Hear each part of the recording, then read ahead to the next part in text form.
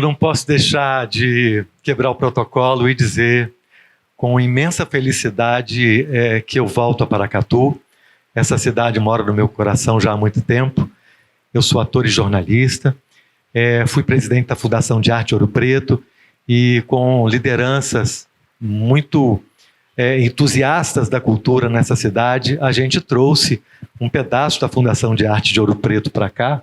Acho que a Geni nem sabia disso, mas trouxemos e a gente aprendeu muito mais aqui em Paracatu do que trouxe de conhecimento de Ouro Preto para cá. Então essa cidade tem um lugar muito, muito especial no meu coração. Eu quero agradecer imensamente a Joana Naveira, né, por esse apoio, esse suporte que ela tem dado ao Sempre um Papo. Eu trago o abraço do Afonso Borges, idealizador do Sempre um Papo, há quase 40 anos já. Então estou aqui também representando a Associação Cultural Sempre um Papo. Agradecer imensamente a Kim Ross, que por meio da Lei Rouanet, torna possível esse encontro. Paracatu de fato, eu transitei muito pelas cidades de nosso estado e Paracatu tem mesmo uma vocação e um diferencial enorme para esse acolhimento que acontece aqui nesse espaço, essa Casa de Cultura, que é um lugar que desde 2021 sempre me acolheu aqui com imenso carinho e é uma inspiração. Bom, eu quero apresentar aqui a minha ilustre parceira aqui desse espaço, a nossa convidada, a escritora, ativista indígena Geni Nunes. Ontem eu tive o privilégio de ter esse encontro pessoalmente com ela, né? Eu já a conhecia das redes sociais, já conhecia de vídeos e do livro, e ontem eu pude conhecê-la pessoalmente. E é de fato uma inspiração. De fato, uma inspiração. A gente conversou ainda um pouquinho hoje e há uma coerência no que escreve, no modo como troca, no afeto e também traz um abraço nas palavras, como em algum momento ontem ela nos disse lá na Biblioteca Pública Estadual. A Geni Nunes é ativista indígena guarani, psicóloga e escritora. Atualmente é pesquisadora de pós-doutorado no Instituto de Estudos Avançados na Universidade de São Paulo. Tem doutorado no programa de pós-graduação interdisciplinar em Ciências Humanas pela Universidade Federal de Santa Catarina, onde também cursou mestrado em Psicologia Social e graduação em Psicologia. É membro da Comissão de Direitos Humanos, do Conselho Federal de Psicologia e da Comissão Guarani e Virupa. Feliz por Enquanto, esse livro que está aqui comigo, é o segundo livro, né, da Geni, pela editora Planeta, após o best-seller Descolonizando Afetos, de 2023. E antes, Geni, da gente começar com uma série de perguntas e novas perguntas que eu tenho para você, né, aproveitando esse tempo dobrado, eu queria muito que você falasse sobre monocultura, que é uma das coisas que mais, talvez uma das coisas que mais tenha me atravessado na sua escrita. O entendimento que eu tenho é que na sua escrita há um cuidado muito grande em abrir para outras possibilidades, contradizendo, né, e de um modo muito generoso a questão da monocultura, fazendo com que o leitor reflita sobre os riscos e sobre os males da monocultura. E aí eu queria que você falasse um pouco sobre isso para esse início da nossa conversa. Boa noite, pessoal. Muito obrigada pela presença. Queria muito agradecer ao querido Afonso, que é um multiplicador de encontros, né? Agradecer a toda a equipe, a Joana, ao Jefferson, pela nossa segunda conversa hoje. Eu estou muito contente de estar aqui, é minha segunda vez na cidade. Da outra vez foi bem rapidinho, então estou contente em retornar. Eu tenho tido muita alegria de ter esses encontros presenciais, né? Até para partilhar um pouquinho com vocês que o meu primeiro livro adulto, que é o Descolonizando Afetos, ele sairia durante a pandemia. E aí eu falei com a editora para esperar um pouquinho. Eu queria muito que saísse logo, mas eu pensei, se for possível, espera um pouco, porque eu queria muito que o livro pudesse circular também nesses encontros presenciais, né? Que a gente pudesse ter a escuta, o abraço, essa troca presencial é muito importante para mim. Então, como o Jefferson trouxe, né? Eu sou ativista indígena e pesquisadora, psicóloga, e esses vários lugares aparecem muito na minha escrita também, né? Então, eu tenho uma pesquisa documental que eu faço nas cartas jesuíticas e tenho a escuta dos mais velhos, né, do nosso povo, como a base do meu pensamento. Então, o que eu tenho buscado fazer nos últimos anos é, de alguma maneira, pôr em diálogo, né, as perspectivas indígenas, em especial a do meu povo, em relação a aquilo que a sociedade dominante muitas vezes coloca como o único caminho, né? Como a única perspectiva. Vocês estão me ouvindo bem? Que às vezes eu falo meio baixinho, vocês me avisam. Então eu tenho feito esse trabalho, e não só eu, né? Eu faço parte de uma luta, né? Que um movimento indígena, historicamente, há muito tempo tem lutado para justamente multiplicar as perspectivas e desmentir esses estereótipos que se tem sobre povos indígenas, que aparecem na educação, aparecem na mídia, né? Inclusive, queria saudar hoje, né, o Dia da Consciência Negra. Esse é a primeira vez, né? Esse é o primeiro momento em que esse feriado acontece de modo nacional, né? Então é um marco muito importante, né? Isso até aparece na minha pesquisa, que a gente tem cerca de 10 a 13, tem alguns pesquisadores que mudam um pouquinho isso, mas em relação aos feriados, os nacionais mesmo, né? A maioria deles é cristão. Então a gente vai ter os feriados, né, de Nossa Senhora, de Corpus Christi, vários outros. E eu tô falando isso também porque isso também tem a ver com monocultura, né? Então, imaginem o caos que seria, né, a reação que haveria de muitos grupos se houvesse um dia que homenageasse uma espiritualidade afro ou indígena de maneira nacional, né? Então, é até algo que a gente diz, que o próprio jeito dos feriados se instalarem ilustra essa monocultura, em que uma religião se torna a universal. Eu não sei se vocês tiveram essa experiência na escola, em que os professores orientavam, né, que você tivesse, no momento de escrita, que você escrevesse o nome do Deus cristão com D maiúsculo e os outros deuses todos com D minúsculo. Então, havia, né, em muitas regiões ainda existe essa ideia de que ao utilizar a letra D maiúsculo, você diria que existe um verdadeiro e todos os demais falsos.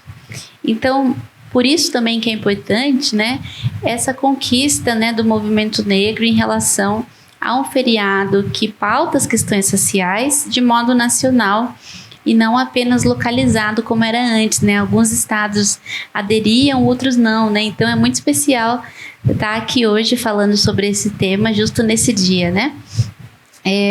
Outro ponto que eu queria trazer, né, é de que atualmente no Brasil a gente tem cerca, né? Eu falo cerca porque esse número não é muito exato, mas seguramente mais de 300 povos no Brasil, povos indígenas.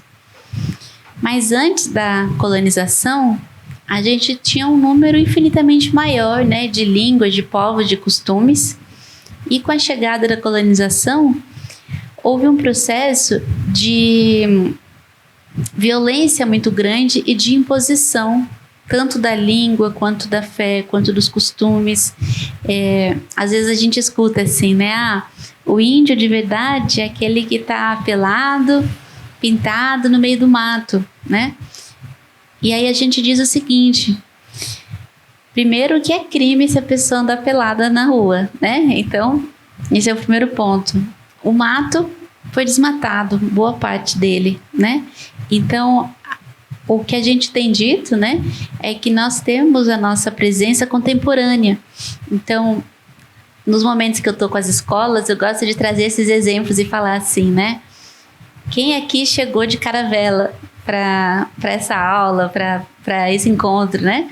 Para dizer que se as pessoas brancas vão se transformando historicamente, culturalmente, as pessoas de outros grupos também, né? Então, pensar essas monoculturas é um jeito da gente questionar essa imposição de uma única língua, de uma única forma de ser no mundo, né? Até a Constituição de 88, nós éramos constrangidos como povos indígenas a ter que escolher. Ou você era indígena ou você era brasileiro. Ser brasileiro significava aderir a esse projeto de monocultura, né? E não falar suas línguas, não ter suas práticas culturais, não ter seus costumes particulares, né? Então a gente tem buscado afirmar, né, que o contrário da monocultura é a floresta, né? Então, a gente olha uma monocultura de milho, de soja, ela não permite a multiplicidade que a floresta traz, né? Então, é isso que a gente tem dito, né? O Ailton Krenak, ele tem uma expressão, né, que ele chama de ecossistema de línguas indígenas, para dizer que todas essas lutas são conectadas. Então, a luta pelo reflorestamento da terra é também pelo reflorestamento das línguas, dos costumes, né? Então, é um pouquinho por aí que eu tenho seguido.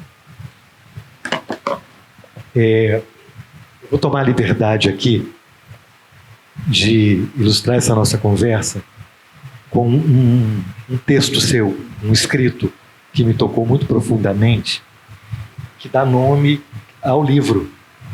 Eu me perdi na página aqui. Olhem só a sensibilidade da nossa ilustre convidada aqui. É mais fácil ter expectativa de que irá amar por toda a vida que ter expectativa de amar bem hoje. É mais fácil ter expectativa de amar o sólido, o eterno e o imutável que conseguir amar o líquido, o temporal e o fluido. Até se promete amar o outro na dor e na doença. Quero ver é amar na liberdade.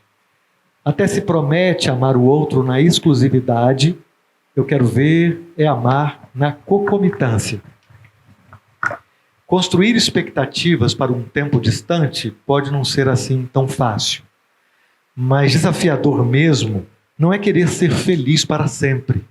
É conseguir ser feliz por enquanto. E dentro desse texto, aí eu entro com uma pergunta que também tem me provocado muito ainda mais de ontem para hoje, que é como a gente poderia, Geni, numa reflexão de afeto, como seria possível coexistir mais respeitosamente na diversidade, nessa diversidade que você traz quando explica sobre monocultura? Seria possível, e como você pode nos ajudar a refletir sobre isso, né? Nessa concomitância, né? Como seria possível coexistir com mais respeito? Agradeço. O título do livro é uma brincadeira, né, com essas juras do Felizes para Sempre, e uma maneira de pensar, então, como seria um Felizes por Enquanto, né? E o tema do tempo tem sido central no meu trabalho nos últimos anos. Tanto que vocês já devem ter ouvido falar do julgamento do marco temporal, vocês já ouviram? Né? Que está agora... ele tinha sido barrado no STF, mas agora segue em outras instâncias, né? E para mim é muito ilustrativo que o nome desse julgamento seja marco temporal, porque é em torno de um certo tempo que a violência contra nossos povos acontece. Então, quando eu falo aqui do tempo, eu quero voltar um pouquinho para dizer de onde eu parto, né? porque um dos filósofos que eu estudo, que é o Platão, ele dizia o seguinte, que o tempo é a imitação móvel da eternidade. Então, o tempo seria uma cópia mal feita da eternidade. Tudo que é verdadeiro seria eterno. Então, aquilo que é imutável, fixo e estável é um valor a ser defendido, a ser buscado. O contrário disso, que seria o movimento, a não fixidez e o tempo, como o contrário da eternidade, aí ele rebaixa como algo inferior, né? Quando a gente olha para esse tipo de filosofia, a gente percebe que utilizar esses critérios, né, de eternidade, de imutabilidade e de fixidez é algo que desqualifica a própria vida, já que ela é justamente, né, algo que não é nem fixo, nem eterno e nem imutável. Então, quando eu trago essa questão do tempo, é para dizer que nós, povos indígenas, temos uma relação com o tempo que é de muito respeito. Então, a gente não acha que a vida é menos bonita, importante, porque ela muda, porque ela passa, ou porque ela é temporal, né?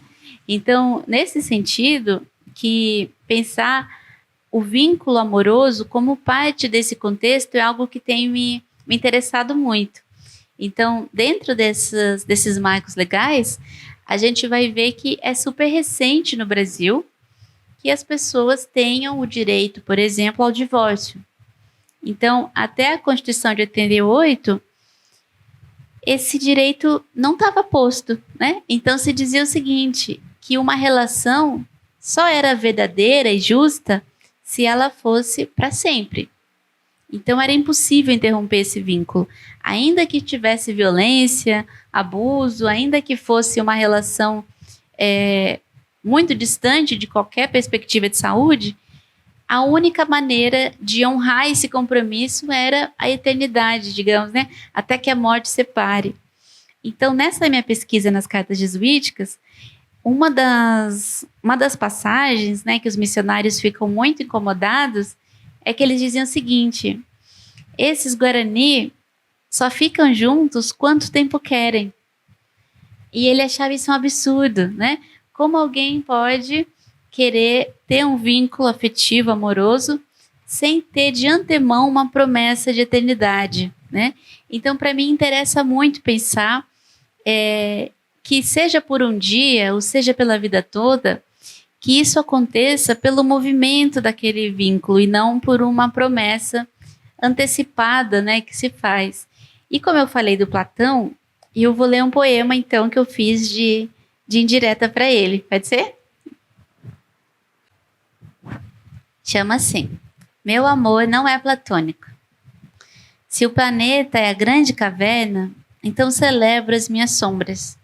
Se o crepúsculo se mostra para mim dessa maneira, não tenho por que ter a arrogância de acreditar que ele é imperfeito, que crepúsculo real é aquele que não vejo. Se vejo a beleza da aurora, não preciso acreditar que há outra ainda mais bonita que essa. Sua beleza me basta. A existência das árvores só comprova a existência das árvores. E a existência do vento só testifica que o vento existe.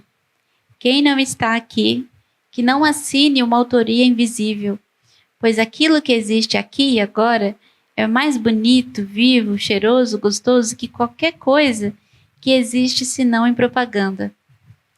Não tem ideal de perfeição, de céu, de eternidade ou de vida futura que consiga ofuscar a beleza dessa vida e desse amor. A fé naquilo que não se vê pode até me ameaçar, pode barganhar, pode fazer o que for, que eu continuo acreditando no que é crível. Não preciso desse amor incrível, ideal e distante. Não quero um amor platônico.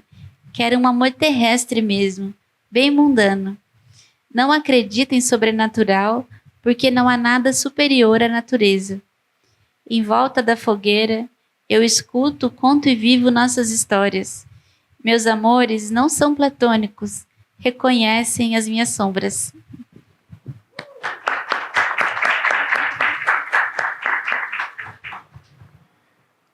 eu vou pegar um gancho na sua leitura e trazer uma questão que atravessa o seu livro inteiro, que é a sua pontuação muito particular.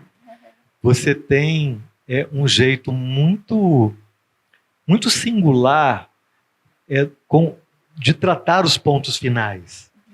E aí, trazendo para essa nossa conversa, eu queria saber, e na sua vida, como é que você lida com esses pontos finais?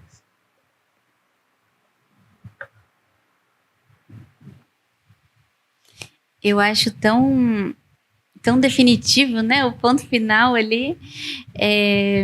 Eu penso até que nas comunicações virtuais, quando alguém não costuma utilizar os pontos e aí usa, não sei se vocês sentem, parece haver um peso, né? Parece que dá um tom mais sério ali, né? Eu tenho tido, né, essa imensa alegria, né, de ser muito acompanhada pelo meu povo, né? Então, eu tenho uma paz em meio à guerra, né? Porque a gente vive num país extremamente violento, desigual, né? E não é possível ter uma paz diante disso, né?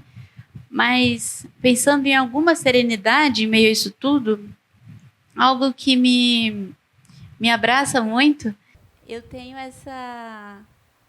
esse presente, né? Que é ser acompanhada do meu povo, né? Na semana que vem, até vou partilhar com vocês, eu vou receber um prêmio. Eu já recebi outros antes, de ordem acadêmica e de outras pesquisas, mas esse é o mais especial da minha vida, esse prêmio, que é um prêmio que é dado pelas anciãs Guarani Kaiowá. E eu fico muito emocionada, realmente.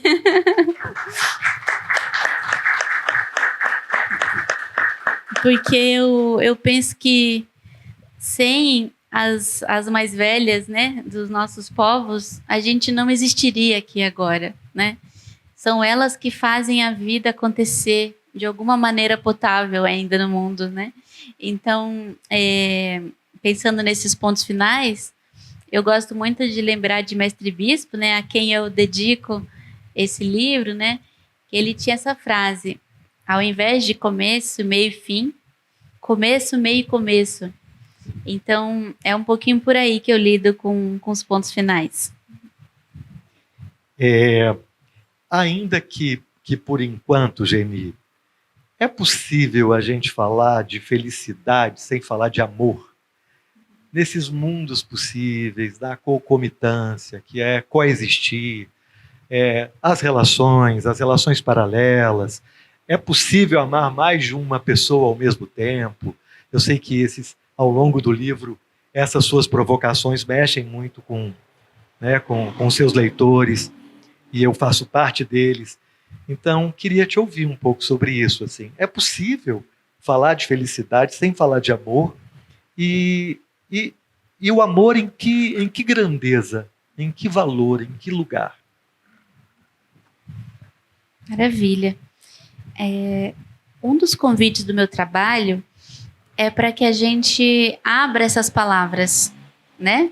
Então, assim, por muito tempo, eu acreditei que a violência, a colonização, as opressões, elas eram sobre o mal, sobre aquilo que explicitamente se apresentava como algo ruim. E aí o que eu fui percebendo de maneira muito, muito avassaladora foi de que talvez a maior parte dessas violências se estruture justamente em nome do bem, em nome do amor, em nome do respeito, da família, da salvação. Então, a gente escuta, por exemplo, uma frase misógina, né? Que é assim, a fulana não se dá um respeito, né? Respeito é uma palavra bonita, importante, mas, nesse contexto, ela é utilizada como uma forma de constranger aquela pessoa, sem, no entanto, nomear de fato qual que é o incômodo.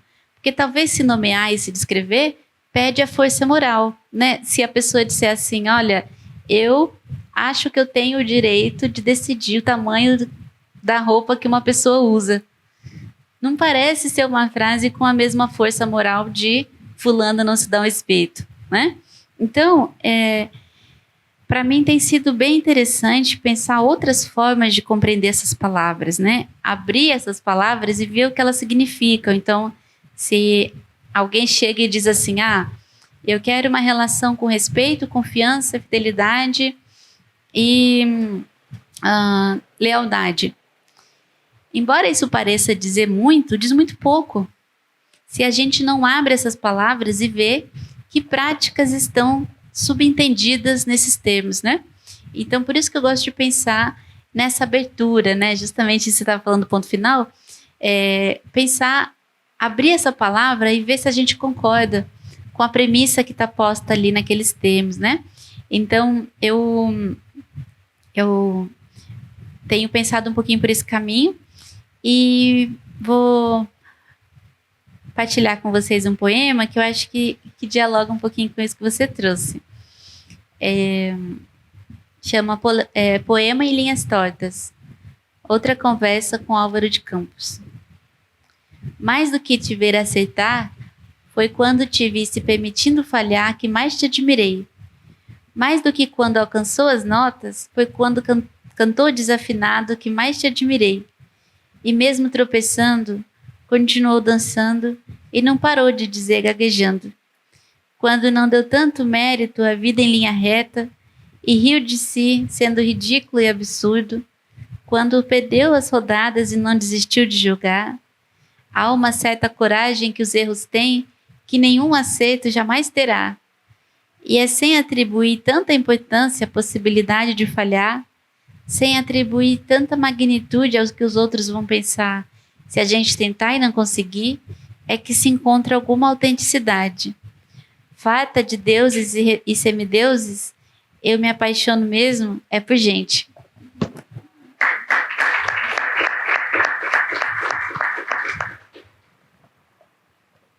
Ontem, na nossa conversa, nós tínhamos uma plateia jovem, mas também tinham algumas pessoas da minha geração. Não tão velho assim, mas havia um grupo muito atento às reflexões que a Geni estava trazendo. E ontem, muito particularmente, Geni, eu percebi o interesse da plateia quando você trouxe uma reflexão sobre o sexo. Quando a gente estava falando, né? Porque Freud diz que a criança é o pai do homem, né? E me toca muito quando leio os escritos da Geni, que me parece que há uma adulta, né, em busca de liberdade, numa compreensão incrível de liberdade, andando de mãos dadas com a sua criança. E aí eu queria que você dividisse, né, essa reflexão também com esse grupo aqui com a gente hoje. Agradeço. Eu vinha falando ontem, né, que um dos estereótipos que o racismo traz, dois dos mais comuns, são a infantilização e a animalização. A tutela passa muito por isso, né? Essa ideia de que tem alguém que sabe mais e melhor do que você mesmo sobre seu corpo, sua sexualidade, né? E vai te dizer o que fazer, como e quando, né? No caso dos nossos povos, havia essa categoria, né, que era menoridade social. Então, nossos povos eram equiparados às crianças do ponto de vista jurídico legal. Como se, e isso é algo que os mais velhos contam, né, que para qualquer viagem que eles fizessem, tinha de obter uma autorização do Estado para poder estar em movimento, né? Então, a tutela e a infantilização passam muito por esse lugar, né? Por outro lado, na psicologia, na psicanálise, que são áreas das quais eu venho, né, há também um impacto dessa questão, né? Então, o próprio Freud, né, no livro Totem Tabu, ele vai dizer que no desenvolvimento humano, nós indígenas seríamos a infância e a parte adulta seria o civilizado. Então, ele atribuía uma ideia de progresso, de desenvolvimento a esse modelo civilizatório, né? O que a gente tem dito é que, embora a gente saiba que quando nos comparam com crianças, quando nos comparam com os demais bichos, isso é feito num tom ofensivo, a gente diz, é uma honra, né? Ser associado às crianças, os demais bichos, é algo que nos orgulha, não é motivo de vergonha ser associado a esses seres, embora a gente saiba qual que é a intenção, né? Mas pensando nessa questão de sexualidade, nessas cartas jesuíticas que eu estudo, né, há muitos trechos em que os missionários dizem, né, que os nossos ancestrais tinham uma sexualidade infantil. Por que eles diziam isso, né? Muitas dessas práticas que eles observavam eram práticas sexuais que não tinham como única finalidade a reprodução. Então, para eles, o sexo desenvolvido, o sexo verdadeiro, era exclusivamente aquele que tivesse como objetivo a reprodução. De modo que só por prazer parecia pouca coisa, né? Então, toda essa ideia que até hoje permanece de preliminar, né? Como se práticas sexuais não reprodutivas, de alguma maneira, fossem simplesmente uma prévia de algo que realmente importa, e não um espectro de sexualidade, de encontro, de contato, né? Então, esse é um ponto, né? A outra questão também que eu queria trazer, né, é de que o sexo ele é muito associado, de novo, a uma dimensão mais animal, ao passo em que o amor é associado à civilização. Então, é como se as paixões, a sexualidade, fossem um lembrete de que a gente é bicho, ao passo em que o amor é uma forma de associar a alma, a evolução, ao progresso, né? Por outro lado, embora haja muita repressão, há uma certa, em falta de palavra melhor aqui, uma certa inveja em relação a isso tudo. Vou dar um exemplo. Não sei se aqui na região tem essa expressão assim, fizeram sexo selvagem, né? Eu acho muito interessante que ninguém diz assim, fizeram sexo civilizado como algo bacana, né? Parece que aquilo que é da ordem da evolução, do progresso da civilização, não parece tão excitante assim, né? Da mesma maneira, a gente vê nas músicas, né? Eu estou aqui lembrando agora de uma da Alcione, né? Você me vira a cabeça, você me faz perder o juízo, sou louco por você. Então tem toda uma série de referências, né? Em que, para você demonstrar esse vínculo, né? Esse interesse por alguém, você vai fazer uso daquilo que seria o rebaixamento, né? A gente estava até brincando ontem que dificilmente alguém tem essa frase, né? Sou louco por você, vai dizer sou normal por você, como um elogio romântico, né? Parece não ter tanto interesse assim. Então, essa divisão de mente e corpo, de razão e emoção, né? De amor e de sexo, é parte dessas monoculturas, né? Então, a gente tem pensado de que outra forma lidar com isso sem que seja tão cindido assim, né? Historicamente, a Lélia Gonzalez é uma autora que trabalha essa questão, né? De que há uma divisão também racializada desse debate, ou seja, por muito tempo, ainda hoje acontece, né? A oficial, no geral, era uma mulher branca, enquanto que a outra seria uma mulher não branca, ou uma pessoa trans, ou uma pessoa gorda, né? Alguém que de alguma maneira saísse desse hegemônico, né? Então, essa ideia de que existe alguém para amar e existe outra pessoa para transar, faz parte de toda essa divisão, né? Que separa amor e sexo, que separa, inclusive, até pensando nesse Felizes para Sempre, a maior parte dos filmes românticos que termina, né, com um final feliz, eu acho que mudaria muito a história se o filme começasse com o casamento ao invés de terminar com o casamento. Porque é uma ideia, né, romântica de que tudo finaliza bem. Quando a gente vai ter, por exemplo, isso aparece nas minhas pesquisas, né, de que é justamente a partir do casamento que essa dimensão sexual ela vai se tornando muito mais rara do que em fases como a do namoro, por exemplo, né? E daí algumas pessoas podem dizer, mas tem o trabalho, a rotina, isso desgasta, né? Mas não é um único fator, no sentido de que às vezes a mesma pessoa tem muito desejo sexual por outras pessoas e não por aquela com quem ela se relaciona. Então isso nos mostra que há uma certa armadilha nessas funções sociais, porque parece que se esposa é para amar, então essa dimensão sexual parece ser uma incoerência com amor e sexo, percebe? Então a gente vai vendo a complexidade, né, desse tema. Tem até uma pesquisa feita pela Miriam Goldenberg, que é uma antropóloga que pesquisa também esse debate, e ela fez muitas entrevistas com mulheres na posição de amante e mulheres na posição de oficial. E aí é muito impactante ver assim, os relatos, porque tanto as mulheres amantes quanto as mulheres esposas tinham uma certa inveja uma da outra, no sentido de que as amantes, várias delas aspiravam em algum momento a alçar essa posição de oficial, especialmente em datas comemorativas e do impacto que as redes sociais têm também nessa vitrine dos relacionamentos, né?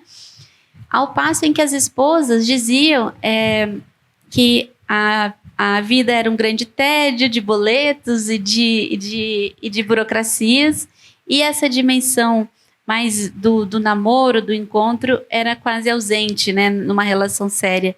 Então a gente vai ver que essa separação, ela de alguma maneira empobrece a experiência tanto para aqueles que estão na dimensão do sexo, quanto para aqueles que estão nessa dimensão apenas do amor, né?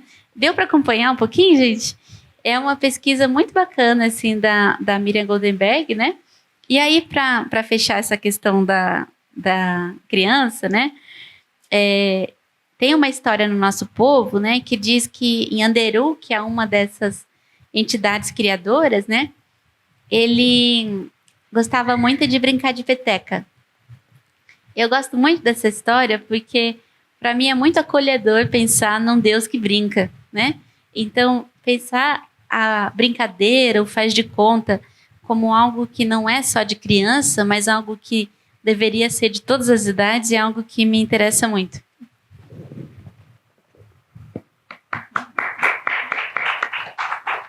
É sempre um tabu falar de sexo, e quando a gente escuta com essa naturalidade, fica ainda melhor do que o que a gente conhece, não fica?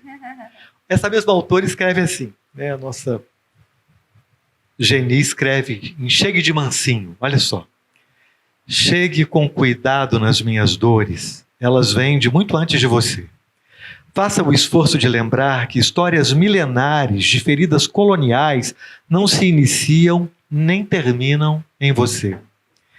Tente não me reduzir aos meus medos, isso também dói. Meu povo está em guerra, não estranhem a minha desconfiança. Não sou fria, egoísta ou indisponível emocionalmente, mas não te ensinarei meu pulo do gato. Eu te amo e te demonstrarei isso da melhor maneira que conseguir. E se isso for pouco, entendo sua partida, mas não me faça dizer mais do que consigo, não me arranque palavras que não tenho. Prometer o que não posso e dar o que não tenho me fazem sentir roubado de mim. Eu sou forte, mas não queria usar minha força apenas para aguentar dor e sofrimento. Quero também ser forte para viver a alegria, a ternura, a serenidade. Em meio a tanta amargura, eu ainda estou aqui, tentando todo dia não repetir as violências que recebi. Pisa levinho no meu terreiro. Chega de mansinho nas minhas memórias.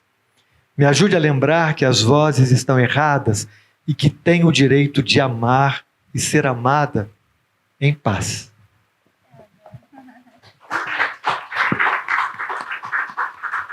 Quando eu li esse texto, esse escrito, isso me atravessou sobremaneira na palavra respeito, que atravessa o seu livro inteiro.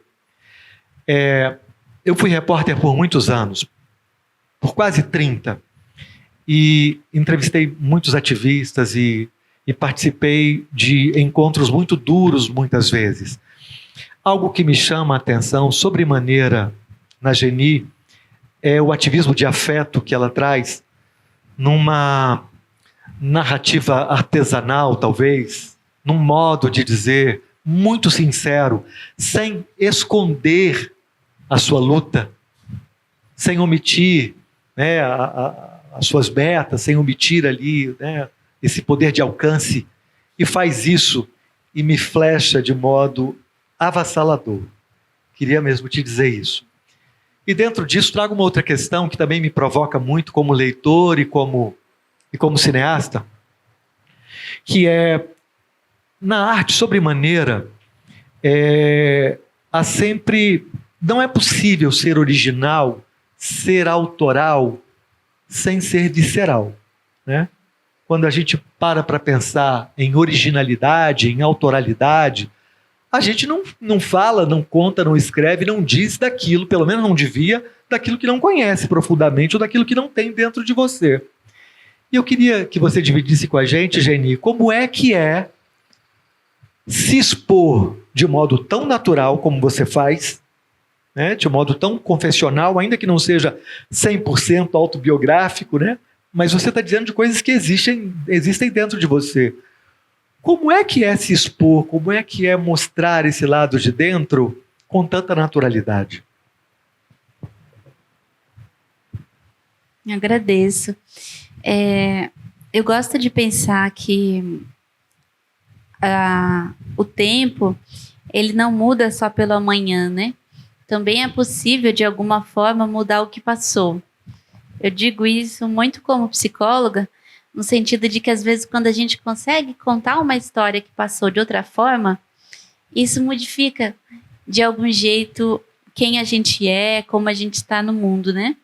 Então, um dos efeitos desse processo todo, né, de colonização, é a questão da culpa, da vergonha e de uma série de tabus em relação a algo que nos compõe, né, que nos faz no mundo e que tem trazido, né, esse tipo de encobrimento, muita violência, né? Então, às vezes se diz assim, porque se falar sobre liberdade sexual vai ser o caos, né? Vai ser um grande problema.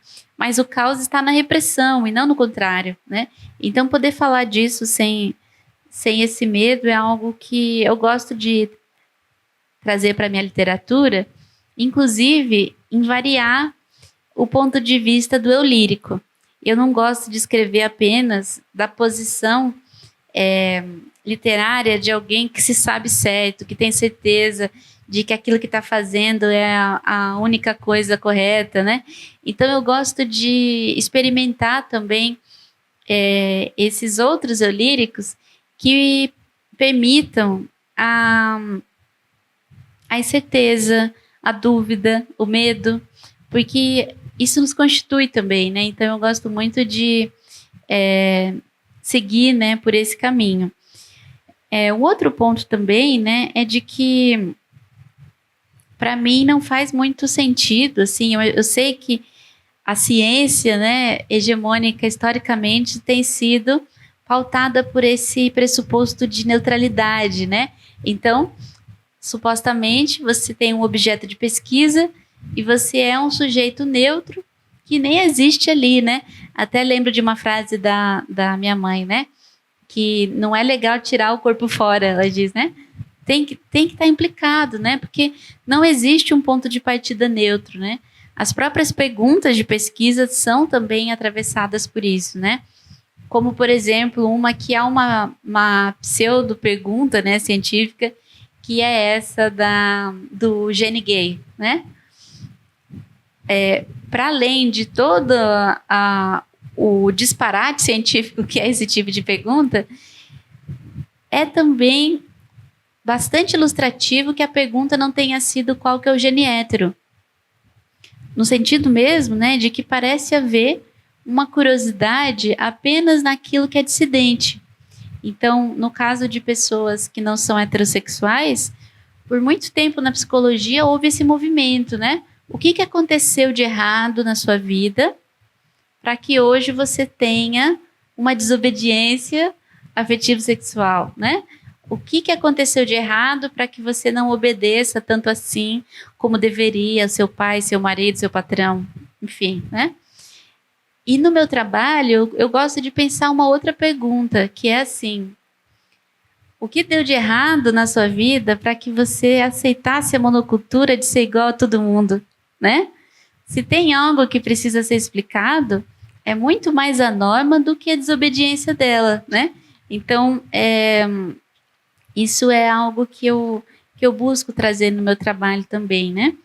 E aí eu vou aproveitar para partilhar com vocês, então, um outro poema. Estou lendo o livro quase todo aqui, né, gente? Olho para as árvores na montanha em silêncio, com receio de que, como num sonho, qualquer movimento ou som vai fazê-las sumir. Pisco de novo e continuam lá. Choro pelo presente dessa magia acontecer aqui para mim. Eu que sou tão falho e hipócrita, eu que tantas vezes fui mesquinho e mau, eu que tantas vezes caí, continuo abençoado pelo calor do sol e a beleza das árvores, que me permitem vê-las, mesmo eu não tendo mérito algum para isso, mesmo ninguém tendo. Gente, eu não posso deixar de agradecer o nosso intérprete ali, o Alisson Andrade, com a gente tão lindamente, né? Desde o início aqui. Muito obrigado, Alisson. Muito obrigado mesmo. Olha só, no nosso modelo, eu tenho mais uma série de perguntas aqui, mas não posso, de modo algum, deixar de abrir para a plateia participar desse bate-papo, dessa conversa. Oi, Geni. Obrigada por estar aqui hoje. Eu sinto muito por quem não veio, sinto de verdade, porque para mim está sendo uma explosão aqui de pensamentos.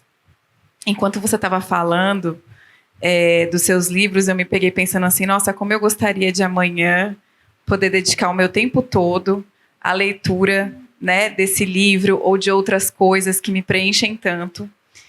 E isso me remeteu diretamente a uma discussão atual, que é da escala 6x1 e da relação com o nosso tempo, né? Eu tenho feito algumas reflexões, e aí são de cunho pessoal mesmo, sobre o quanto eu tenho dedicado a minha vida a coisas que talvez não me preencham tanto, né?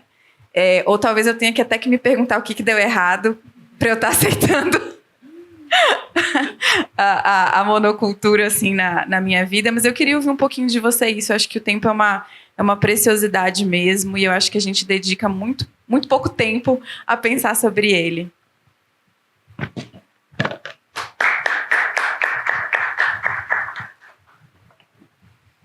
Eu sei que está sendo gravado, então, para registrar aqui, né? Pelo fim da escala 6x1.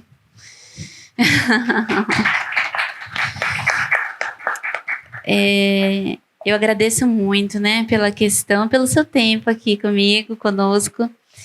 Essa questão do trabalho, eu vou trazer um exemplo, assim, dos nossos povos, né? Um dos estereótipos mais comuns racistas, né, sobre povos indígenas é de que nós seríamos preguiçosos. Você já deve ter ouvido, talvez, né? Essa mentira, né, de que a escravização indígena teria sido substituída pela escravização das pessoas trazidas forçosamente de África, quando a gente tem, né, dados e fontes, né, que mostram que essa escravização continua até hoje, ela nunca acabou, né? Então, esse é um ponto. Mas, para além disso, nossos povos sempre trabalharam, né? No sentido de plantação, de cultivo dos vínculos, as artes, né? E é muito interessante, a gente estava falando agora sobre essas separações, né? Nos nossos rituais, fala aqui do povo Guarani, mas isso também é presente em outros povos, é muito comum que num único ritual haja uma linguagem de muitas artes ao mesmo tempo. Então, a gente vai ter dança, vai ter música, vai ter os grafismos, vai ter a parte culinária. Então, no próprio ritual, já é uma maneira da gente não separar as linguagens, né? Mas, voltando a essa questão, nossos povos sempre trabalharam, mas me parece que o incômodo era de que a gente não queria, e não queremos ainda, trabalhar para a acumulação do lucro alheio. Então, se tinha uma inversão muito grande, que é de quem escravizava nossos povos, chamar quem foi escravizado de folgado, né? Então, é uma inversão muito perversa, né? Que, de certa forma, desloca, né, essa questão. Então, eu tenho lembrado muito, né, de um debate também que na lei de terras aparece, né, pensando em toda a luta que antecede, né, a essa pauta de hoje, que nessa lei de terras se dizia o seguinte, que se deveria elevar o valor da terra ao máximo possível para que as pessoas negras, indígenas, não tivessem condições de comprar essas terras e, portanto, tivessem de ter como única possibilidade de sobrevivência a mão de obra do seu trabalho. Isso somado às leis que impediam as pessoas negras e indígenas de terem educação formal, implicava ainda mais, eu não sei se aqui na região tem essa expressão, de trabalho braçal. Já ouviram, né? Que é justamente essa divisão de um trabalho que seria supostamente inferior e, portanto, deveria ser menos remunerado, né? Do que aquele trabalho que seria o intelectual, né? Então, toda essa hierarquia, né, ela já vem de muito tempo, né? E, de fato, parece ser esse movimento de que tem um verso na Bíblia que fala, né? E viverás do suor do rosto, né? Então, em alguns contextos, parece que o trabalho ele entra como um castigo que vai, de certa forma, limpar moralmente o humano. Então, você é castigado com o trabalho, né? E eu gosto de dizer assim, né, que esse verso do viverás com o suor do rosto, de que dá para a gente suar de outras formas, para além do trabalho. Mas, voltando, né, a essa questão, eu lembro muito de uma fala da nossa liderança Querechu Itchapuru, que ela comenta, né, do quanto é comum nós indígenas escutarmos esse tipo de frase assim, o índio só quer saber de terra, sombra e água fresca. E aí ela responde, é pouca coisa? Talvez, né, se todo mundo tivesse direito a terra, sombra e água fresca, a gente não estivesse tão adoecido, né? Então, agradeço muito pela sua questão. Boa noite, querida. Só para agradecer mesmo a sua maneira delicada de falar de coisas tão grandiosas que puxou de dentro da gente, a maneira que você aborda a dor, as dores, a árvore que existe naquele momento, o hoje, o não para sempre, a impermanência da vida.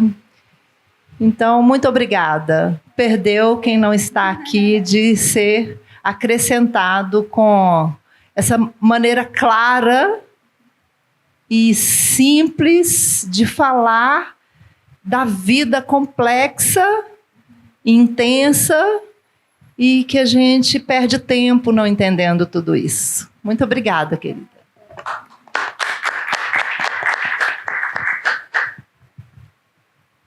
Obrigada, querida. Sabe que eu fico pensando, né, que aquilo que é feito de modo espontâneo, né, que não é obrigado, forçado, é algo tão bonito e precioso, né? E eu sei que vocês não foram obrigados, não foram não, né? A estar aqui hoje, e isso é um presente tão bonito, eu acho que não só para agora, mas para tudo isso que a gente está falando, né? Você está com alguém em algum espaço por gosto, é talvez o único jeito, né, da gente honrar o nosso tempo aqui de vida, né? Então, muito obrigada. Antes da próxima pergunta, eu quero registrar a presença aqui do meu amigo e irmão Igor Diniz, secretário de Cultura e Turismo de Paracatu, com quem eu tive o prazer, em 2021, né, em construir a história de trazer a Fundação de Arte Ouro Preto para cá, e essa troca toda Quero dizer, senhor secretário, que o senhor melhorou muito a minha vida. Viu? Muito obrigado.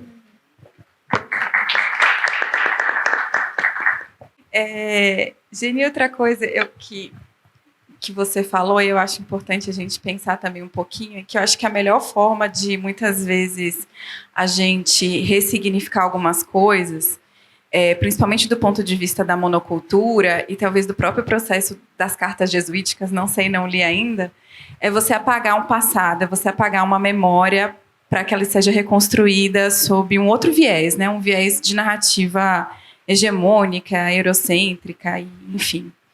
E eu também tenho pensado muito sobre isso, porque recentemente eu e a minha família, a gente tentou buscar a nossa árvore genealógica, que é indígena da parte da família da minha mãe, e realmente não foi possível. A gente não sabe o que aconteceu, ou de onde a gente realmente veio, ou de que povo, né? Enfim, não se é possível.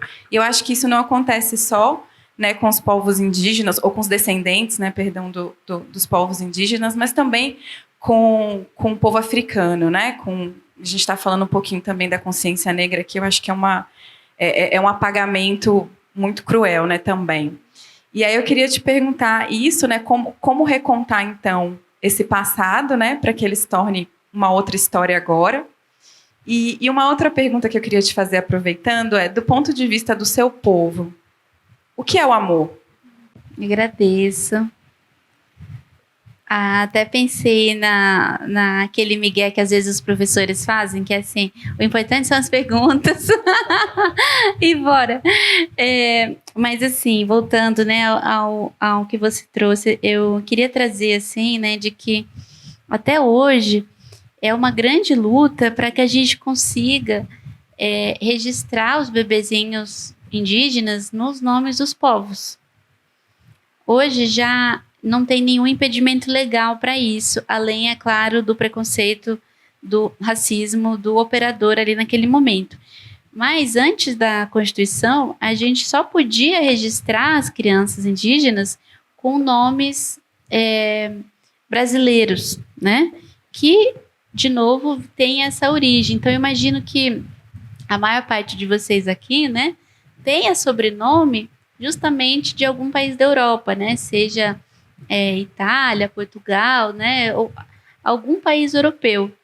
E isso não é à toa, né? É parte desse projeto que literalmente nos impedia de ter o direito ao próprio nome. Então você era obrigado a ter esse sobrenome, né? A Clélia Prestes, que é uma pesquisadora negra, psicóloga, né? Ela tem uma pesquisa especificamente sobre isso, no sentido de que muitas pessoas negras foram obrigadas a ter como sobrenome o dono de escravo dos seus antepassados. Então, o nome era um jeito de assinalar a posse, a propriedade dessas pessoas, como se demarcava a terra, os bois e outros seres, né? Então, que eu falei da animalização mais cedo, né? Então, ter o direito ao próprio nome é ter o direito à dignidade, né? A gente vai ver que outros grupos também têm essa pauta a partir de outras perspectivas, como, por exemplo, as pessoas trans, né? Que até muito recentemente era quase impossível que conseguissem, né, ter o direito ao próprio nome, né? Que parece ser algo tão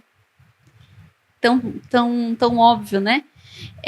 No caso do povo guarani, a gente teve, nessas cartas jesuíticas, inclusive aparece, né, um ritual chamado de desbatismo guarani ou contrabatismo guarani.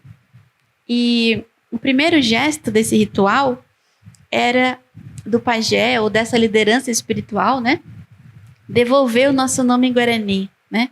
Então, esse movimento acontece já há muitos séculos nos nossos povos, da gente ter o direito à nossa especificidade, à nossa multiplicidade, a começar pelo próprio nome, né? Então, quando a gente pensa, por exemplo, o debate sobre o sincretismo, é algo que não dá para escapar da discussão em relação ao racismo, né? Porque, assim, trocas entre os povos sempre existiram, né? Entre o povo caiapó, chucuru, tupinambá, guarani, por aí segue. Só que o que existiu na colonização não foi simplesmente uma troca horizontal, né? Mas uma imposição violenta desses valores. Então, uma das estratégias, né, que os povos negros, quilombolas e indígenas tiveram foi de nomear as suas entidades com nomes de santos católicos, porque era, né, a única maneira de manter alguma parte que fosse desses cultos, né, dessa espiritualidade. Então tem havido também um movimento de dessincretização, no sentido de retornar os nomes dessas entidades para suas raízes, né, digamos assim. Então, aproveito para falar para vocês, né, que meu nome guarani é de Achucaretê, e é um nome que eu recebi, né, no nosso ritual, que a gente chama de Iemongaraí, que é um ritual que tem como referência seres não humanos, né? Então tem do milho, tem da erva mate. Até falando da erva mate, bem brevemente contar um pouquinho para vocês dessa questão dos nomes, né? Em 1700, né, em torno dessa época, tem um registro, né, nessas cartas jesuíticas dos missionários ali na região do Paraguai, que eles chegaram, né, e nomearam o mate como bebida do demônio. Como acontece muito usualmente, né, quando tudo aquilo que não é autorreferente é do demônio, é dessa ordem, né? Só que daí eles começaram a tomar o mate, especialmente em regiões frias, né? Muito, muito gostoso assim tomar o mate. Quando eles começam a tomar o mate, isso se torna um hábito entre eles, aí eles renomeiam. Em vez de erva do demônio, se torna bebida dos jesuítas. Então, até hoje tem esse imaginário, né, de que o mate é do gaúcho, por exemplo, né? O mate é uma bebida tradicional guarani, né? Também é presente em outros povos, mas, de novo, né? Como parece ter uma repetição de apagar o nome originário, colocar um novo nome e aí vender como um produto da moda, como algo novo, né? A gente vai ver isso com vários debates, como a ideia do parto humanizado, da agroecologia, muitas vezes como se fosse algo que brotou do nada e não como se fosse uma prática já milenar, né, de muitos povos. Então, de fato, né, isso que você traz, esse apagamento, foi algo orquestrado pelo Estado brasileiro, né, um projeto não acidental de silenciar e apagar tudo aquilo que não fosse essa referência europeia. Eu lembro, inclusive, quando era criança, que às vezes tinha essa brincadeira, fulano tem um nome chique, né? Então, quanto mais europeu parecesse o nome, tanto maior a beleza daquele nome, né? Então, acho que isso aparece, né, de muitas formas. E aí, pensando em caminhos para isso, dentro da literatura indígena, a gente tem buscado muito contribuir para esses outros imaginários, inclusive pensando nas infâncias, né? Para que as crianças tenham outras perspectivas, assim. Então, algo que tem sido muito bonito acompanhar, que anos atrás, até lembro aqui de uma experiência que eu presenciei na terra indígena Guarani Morro dos Cavalos, lá em Santa Catarina, que veio uma expedição de crianças não indígenas. Quando eles chegaram na aldeia, eles falaram assim: onde estão os índios? Não tem índio aqui, né? Muito porque eles chegavam com esse imaginário de que teria de estar nu e pintado, né? Então, pouco a pouco, por meio da literatura indígena, das conversas, das trocas, a gente, quando recebe as crianças agora, elas já têm feito outras perguntas, assim, de pensar qual que é o significado dessa pintura, né? Até teve um jovem, né, adolescente, que veio de São Paulo e ele falou, né? Eu, quando ando de metrô, né, vejo lá Jabaquara, Tucuruvi, próprio Tietê, né? Olhar para essas palavras e olhar de um jeito a reconhecer que são palavras indígenas que estão também dentro dessa língua portuguesa, né? Então, esse é um caminho que nós temos tido, assim, de trazer essa memória por meio das artes, né? Então, um pouquinho por aí.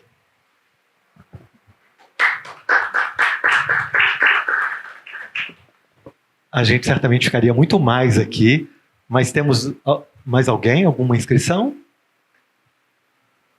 Bom, infelizmente, chegamos ao final desse encontro. Eu quero imensamente agradecer a presença de todos vocês, o tempo de vocês aqui dedicado a esse encontro. Dizer que tenho o privilégio de, no próximo sábado, dia 23, estar com a Help Martins aqui. A gente vai conversar sobre Estrada de Terra, Parede de Adobe, né, pela editora IP das Letras. Vai ser às 19 horas. Então ajudem a divulgar. Muito obrigado pela sua presença, Help. Um prazer te conhecer. E, Geni, deixo as considerações finais para você, né, naturalmente. E com uma última questão, né? Você traz aqui uma provocação em cima do escrito sobre outros mundos possíveis. Eu acho que todos nós aqui gostaríamos de ouvir quais seriam 2 ou 3 outros mundos possíveis do seu ponto de vista com essa travessia tão linda que você mostrou aqui para gente. Eu vou até aproveitar para essa questão do que é o amor, né, no nosso povo.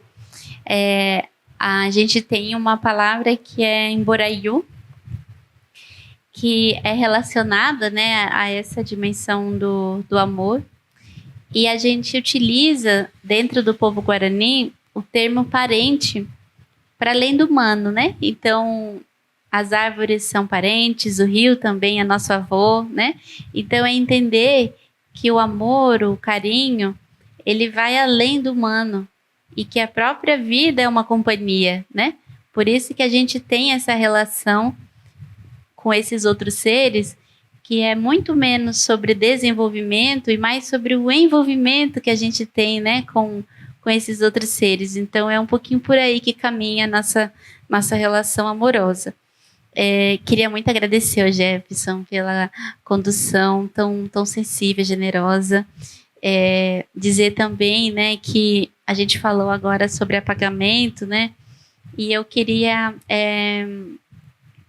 finalizar, sem ponto final aqui, o nosso encontro, com uma frase em Guarani, né, que é parte de um canto, que a tradução aproximada é mais ou menos assim: que a gente continue brincando, né? Então é Erotori, Erotori. É facinho de gravar, acho que vocês vão conseguir lembrar, né? Quando estiver brincando um pouco, para continuar brincando. Obrigada, boa noite.